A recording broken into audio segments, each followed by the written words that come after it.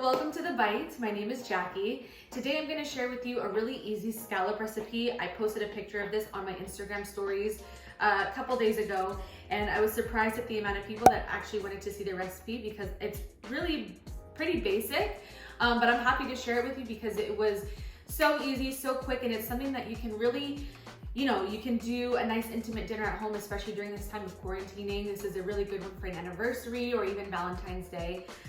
So I am happy to share it with you. These are the ingredients that you'll need, and they're pretty basic. So let's get into it.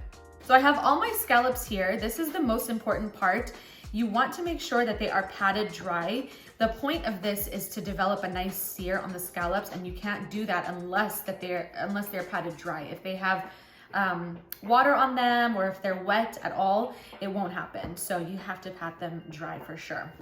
I just have some lemon, a little bit of flour, garlic, parsley, heavy cream, butter, and some white wine. If you don't want to use the white wine, you can use like a stock of some sort, or like a really light stock, but it will change the flavor. If you use a chicken stock, it will kind of clash, and a fish stock might be too fishy. So you can even do it with tomatoes if you want to. So you can do like a light tomato sauce if you choose. The ingredients and the directions, like always, are on my blog, and you can find that in the first link in the description box below. I also have some olive oil, salt, and pepper waiting for me on the stove, and a non-stick skillet. So follow me back there so we can get to cooking. So I have my non-stick skillet here, and I have a couple tablespoons of olive oil, just enough to coat the bottom of the pan. I like to use a non-stick skillet for this because I find that it's easier and the scallops don't get stuck.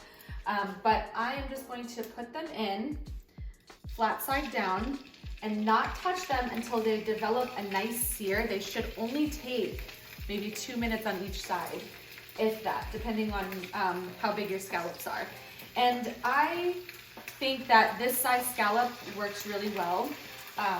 If you're near a Costco, they have really good ones there. We actually got some from there not long ago. And so yeah, you can already see it starting to cook. When they start to kind of get an opaque color at the bottom, they're already starting to cook. So just wait until they develop a golden crust, flip them, let them sit for another couple minutes, and then remove them and set them aside on a plate, and then we'll use them again after we make the sauce.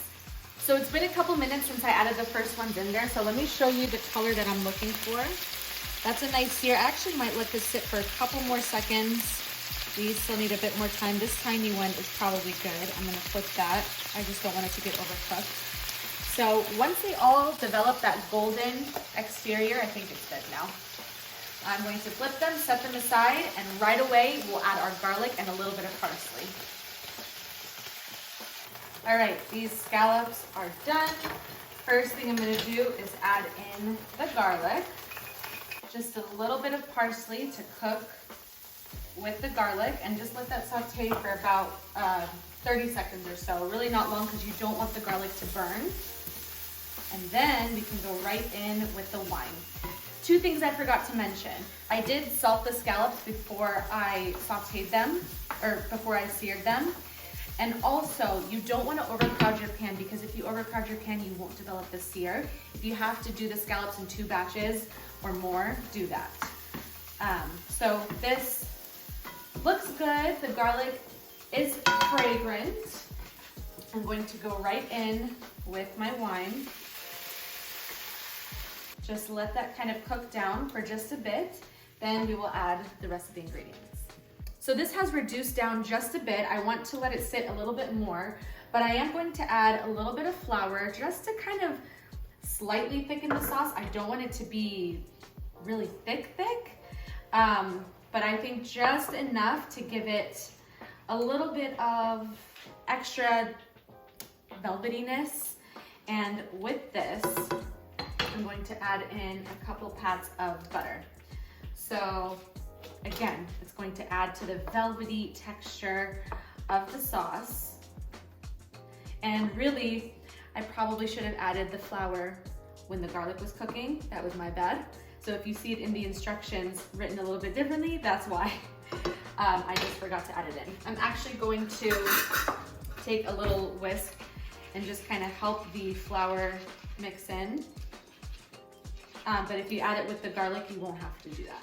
So at this point, you can see that velvety texture of the sauce. It's looking good. I'm going to zest in a lemon, and I like to do this towards the end of the cooking process, just because I find that if I add the lemon zest a little bit early, it can kind of develop a bitter flavor. So I like to do it towards the end. I'm also going to cut and juice just about half of a lemon, not even, and just catch any seeds that fall. And the lemon really goes with any seafood, so I try and add it in whenever I'm making any kind of fish or seafood of any kind. So I want to add a little bit more parsley because I just love the look of the green in here. Give that a quick stir before we add our scallops right back in. All right, last step before we add them in, I'm just going to add my little drizzle of heavy cream. You don't have to add this, but actually, when I made this, I was also making some mashed potatoes on the side, and I had a little bit extra heavy cream that I didn't put in the mashed potatoes, and I ended up just tossing it in here, and I really liked the way it tasted. So now we can add all of our scallops right back in and just nestle them into the sauce. And all of this juice on the plate is gonna go in here as well for additional flavor, of course. And this is done. So I will meet you at the table so we can eat it. They look beautiful. I forgot to taste the sauce at the stove, but to me it's good. It does need a little bit more salt. I want to add some pepper. And then I like to garnish it with a little bit of fresh parsley. And then to me, this looks heavenly. We, like I said, like to serve this with mashed potatoes, but with pasta, it's absolutely delicious. And it's really good as a side. You can do like some stuffed mushrooms, which I have a recipe for. You can do sauteed spinach or roasted veggies. Anything goes with this. I'm gonna take this little guy right here with some sauce, because this sauce is heavenly, and give it a try.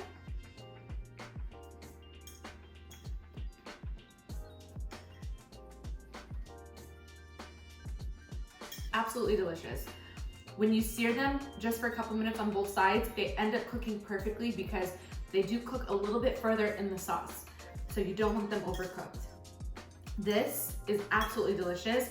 And the sauce, when you pour them over some mashed potatoes or over pasta, heavenly. I hope you give this a try. Don't forget to tag me on Instagram or Facebook when you do.